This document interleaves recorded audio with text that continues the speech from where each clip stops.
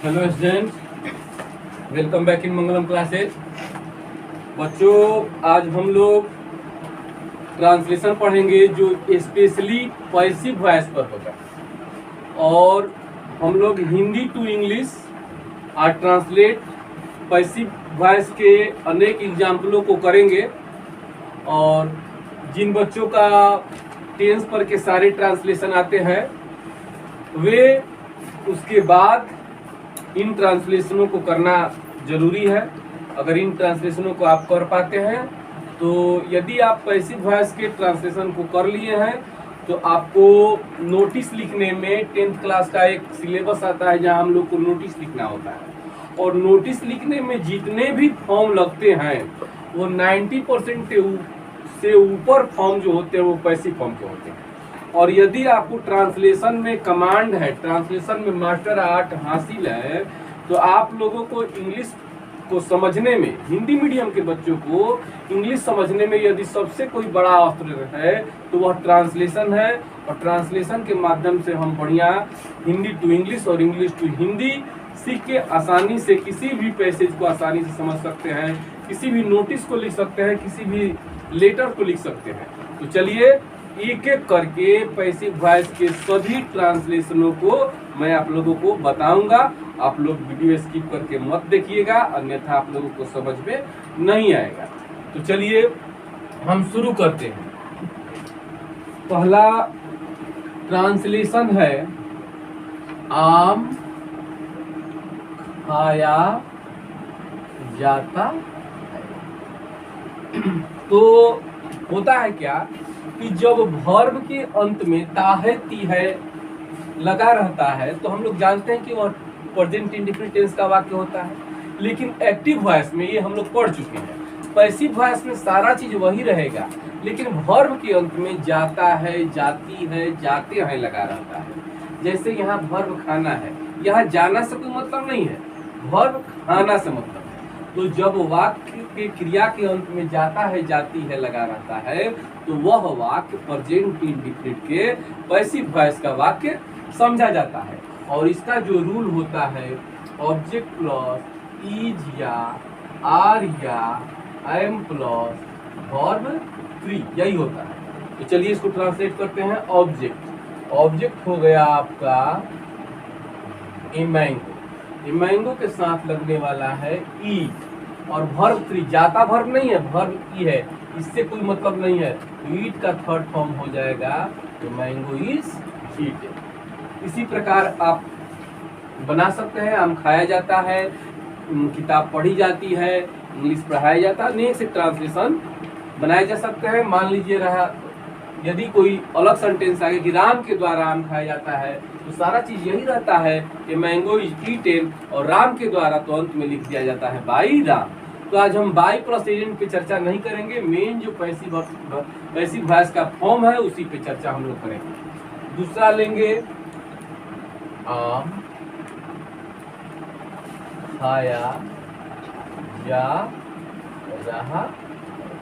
तो जब वाक्य क्रिया के अंत में जा रहा है, जा रही है इत्यादि लगा रहता है तो उसे हम प्रेजेंट कंटिन्यूअस के पैसिव वॉइस का वाक्य समझते हैं। रहा है, रही है तो एक्टिव वॉइस में रहता है, और जा रहा है, जा रही है तो पैसिव वॉइस में होता है। और इसका स्ट्रक्चर होता है ऑब्जेक्ट प्लस इज या आर या एम प्लस इसके बाद बिंग प्लस वर्ब, यही होता है। By plus agent, by plus agent, by plus agent, ये आपका वाक्य के अनुसार होगा। यदि है तो बाई प्लस एजेंट का यूज करेंगे, और नहीं है तो बाई प्लस एजेंट का यूज नहीं करेंगे। तो आम खाया जा रहा है, ऑब्जेक्ट ये मैंगो,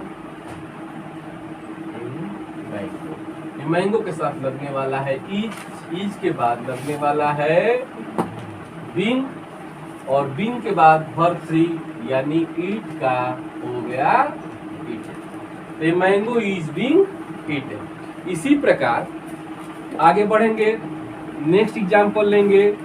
आम खाया जा चुका है, आम खाया जा चुका है, आम खाया जा चुका है।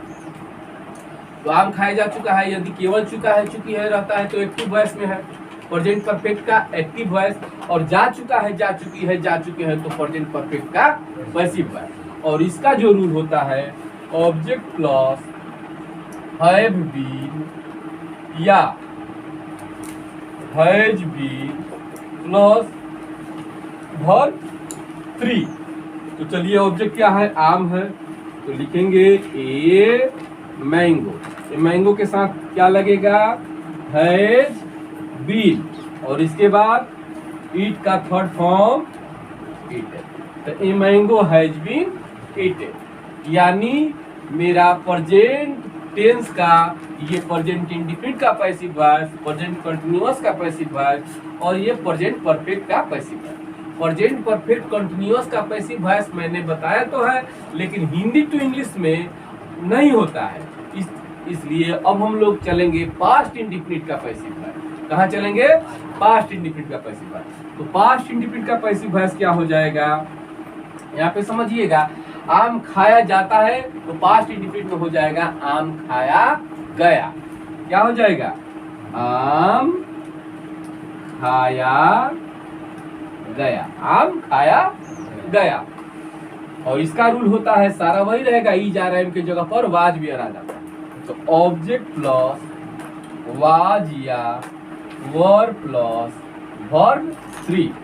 तो आम क्या हो जाएगा, ये मैंगो, और ये मैंगो के साथ क्या लगने वाला है, वाज, और इसके बाद वर्ब 3। तो गया से मतलब नहीं, हम आगे भी बोल चुके हैं, मतलब है खाया से। यहाँ जा से मतलब नहीं है, मतलब है खाया से।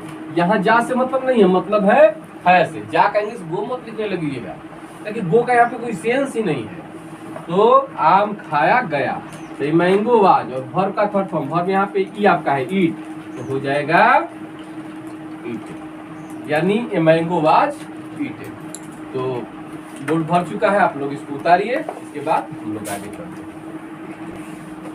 तो पास्ट इंडिफिनिट तक मैंने एक एक बताया, और पास्ट कंटीन्यूअस का पैसिव वॉइस, तो उसमें क्या हो जाएगा, आम खाया जा रहा था, आम खाया जा रहा था। प्रेजेंट कंटीन्यूअस में क्या था, आम खाया जा रहा है, इसमें हो जाएगा है की जगह पर था से किया जाता है। और इसका रूल वही होता है, जहां आप इज आर एम लिख रहे हैं वहां पर क्या लिखेंगे, वाज वेयर, यानी ऑब्जेक्ट प्लस वाज या verb plus being plus verb 3। तो ऑब्जेक्ट क्या है आपका, आम, क्या है, आम। तो आम का इंग्लिश क्या होगा, ए मैंगो। अब मैंगो के साथ वाज लगेगा कि वर्ब नहीं, वर्ब नहीं, सिंगुलर है तो क्या लगेगा, वाज। वाज के बाद बीइंग, इसके बाद वर्ब का थर्ड फॉर्म, तो खाना का थर्ड फॉर्म ईटेड। तो ये मैंगो वाज बीइंग ईटेड, यानी उसका हिंदी हुआ आम खाया जा रहा था। अब आगे लेते हैं, ये तो आपका पास्ट कंटीन्यूअस का था, और पास्ट परफेक्ट का। तो पास्ट परफेक्ट में आम खाया जा चुका था, या यहाँ पर हम ऐसे भी लिख सकते थे, आम खाया गया था, ऐसे भी हम लिख सकते थे। आम खाया जा चुका था या आम खाया गया था, बात एक ही है।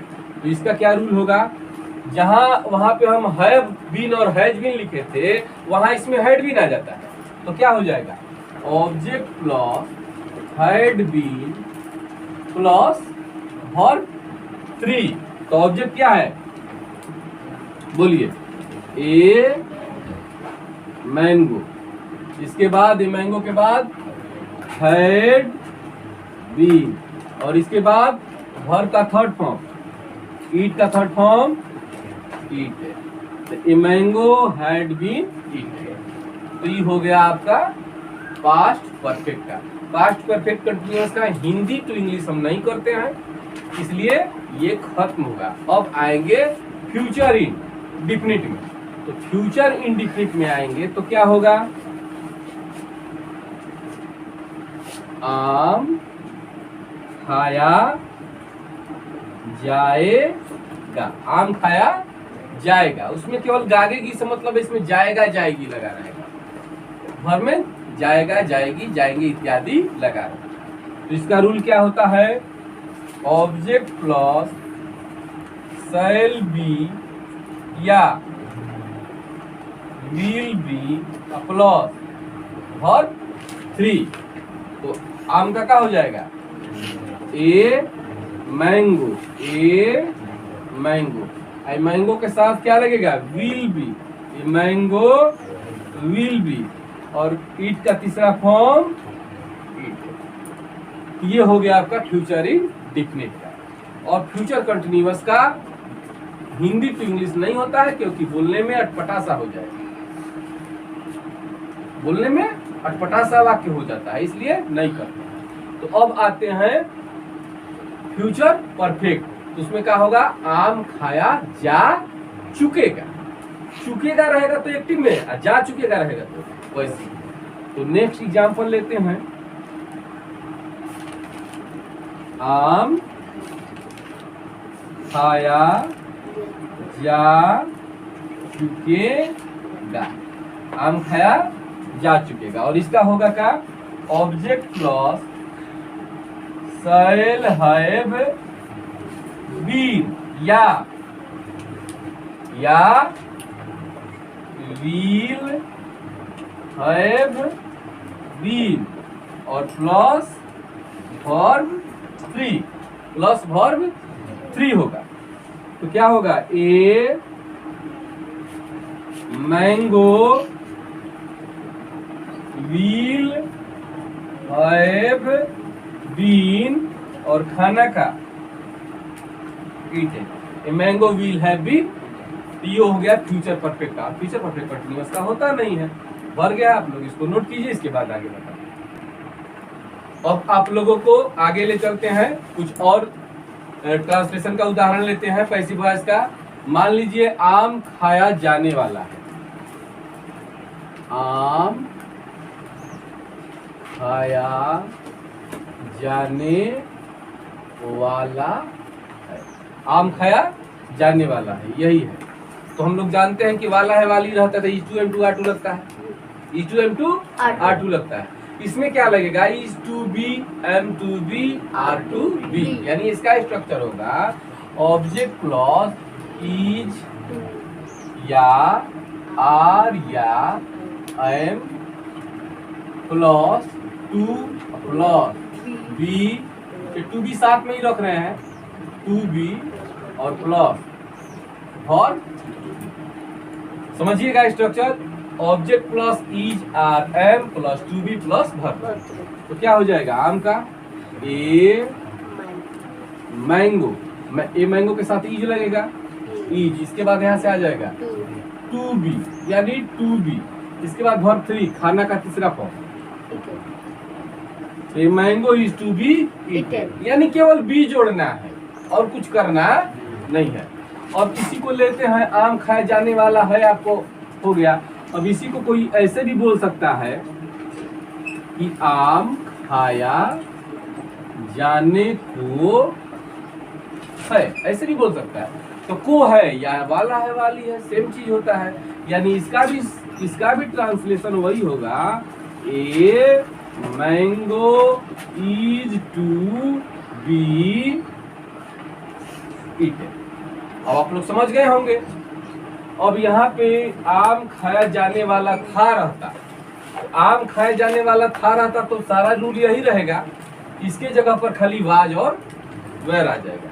तो लिखेंगे अगला, आम खाया जाने वाला था, आम खाया जाने वाला था।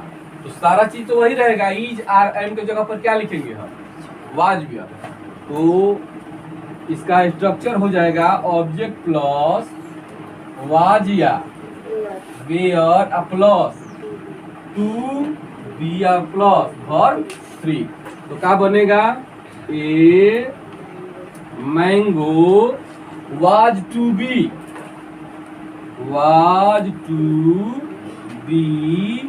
ईटेन।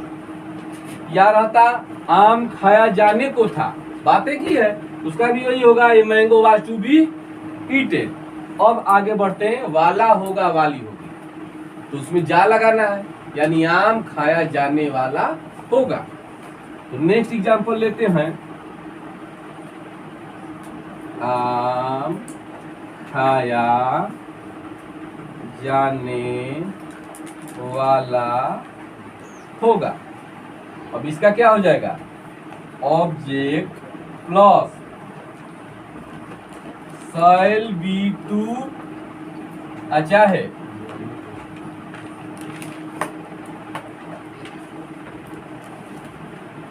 शैल टू बी नहीं, ये सेंटेंस गलत हो जाएगा, शैल बी आम खाए जाने वाला होगा। पहले इसको करते हैं, क्या होता है, a mango will to be eaten, यानी होगा शैल टू बी और विल टू बी और plus verb 3, mango will to be eaten.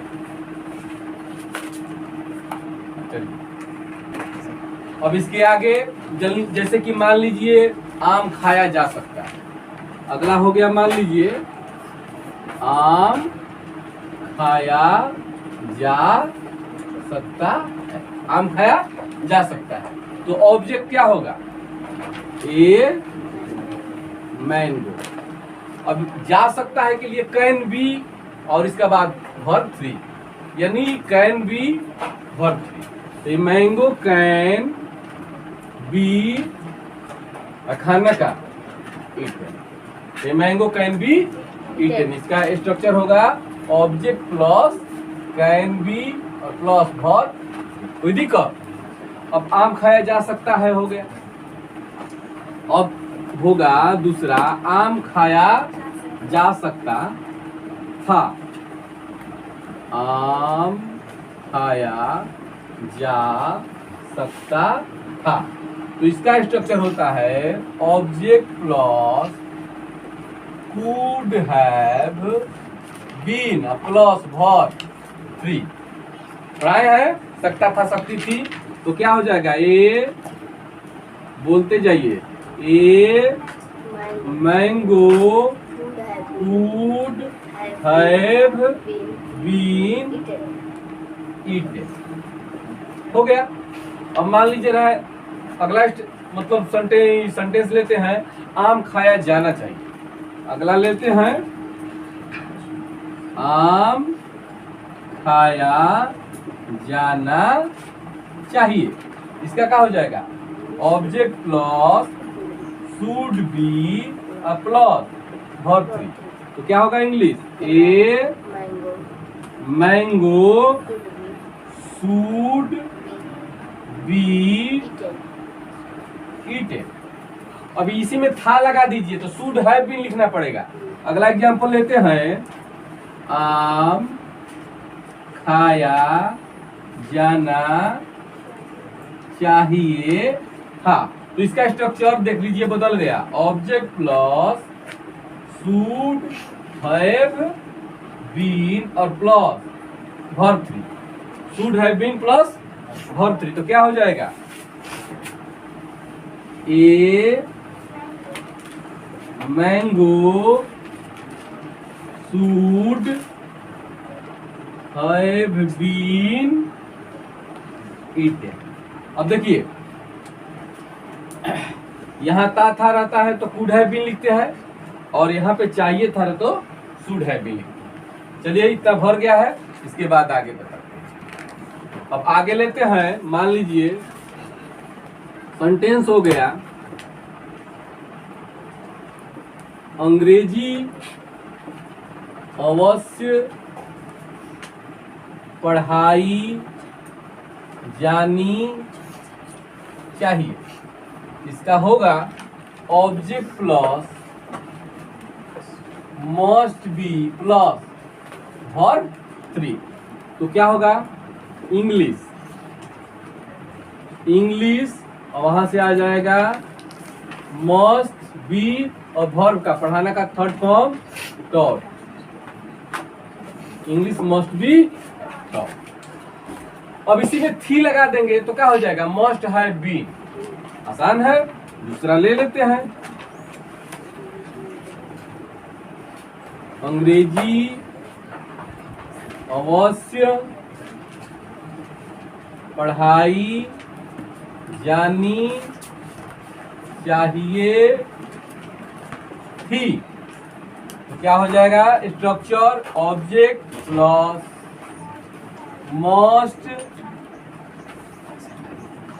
Must have been एक ही साथ लिखते हैं, must have been plus verb three. तो क्या हो जाएगा, इंग्लिश